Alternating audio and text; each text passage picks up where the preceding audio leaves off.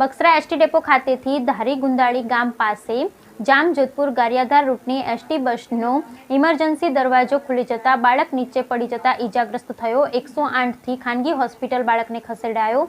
કોઈ મોટી જાનહાનિ ન થતા એસટી વિભાગે હાશકારો અનુભવ્યો। એસટી હમારી સલામત સવારીના સૂત્રો વચ્ચે એસટી બસની ઇમરજન્સી દરવાજો ખુલી જતા મુસાફરોને અનેક સવાલો કર્યા છે। શું છે સમગ્ર ઘટના, જુઓ રિપોર્ટમાં। અંગે એસટી બસના કંડક્ટરે જણાવ્યું હતું કે ગારિયાધાર ડેપોની એસટી બસ જામજોધપુરથી ગારિયાધાર તરફ જઈ રહી હોય તે દરમિયાન ધારી ગુંદાળી ગામ નજીક એસટી બસનો ઇમરજન્સી દરવાજો એકાએક ખુલી જતા બાળક કાવ્યરાજસિંહ પરમાર ઉંમર વર્ષ આશરે 9નું પડી જતા બાળક ઇજાગ્રસ્ત હાલતમાં તાત્કાલિક સારવાર અર્થે હોસ્પિટલમાં ખસેડવામાં આવેલ।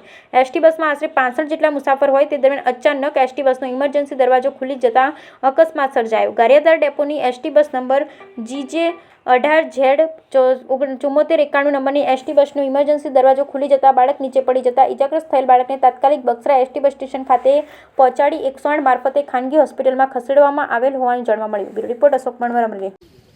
મારું નામ અજયસિંહ પ્રતાપસિંહ રાઠોડ।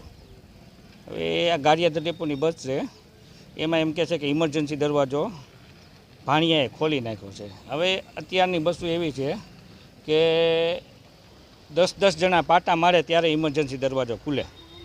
હવે ઇમરજન્સી દરવાજો કાંઈ એમ ઓટોમેટિક ખુલી નથી જતો। હવે એ આ કંડક્ટર કે ડ્રાઈવરની જે ભૂલ હોય કે ગારિયાધાર ડેપોની અંદરથી ભૂલ હોય, બસ ચેક કરી અને મોકલવી, એ ખાતરી રાખવી, બરાબર। અને બીજું કે અત્યારે ભાણિયાને એ ભાઈ એમ કહે છે કે મેં મોકલ્યો છે અટાણે દવાખાને સારવાર માટે, તો એ વાત ખોટી છે। સારવારમાં તો મેં સદર બાબતે જણાવવાનું કે જામજોધપુર ગારિયાધાર ડેપોની બસ છે। જેતપુરથી 4:10 બસ નીકળતા ઇમરજન્સી એક્ઝિટની અંદર બેઠેલા 3 સીટની અંદર 3.5 પેસેન્જર બેઠેલા હતા। ગાડીની અંદર ટોટલ 65 પેસેન્જર હતા।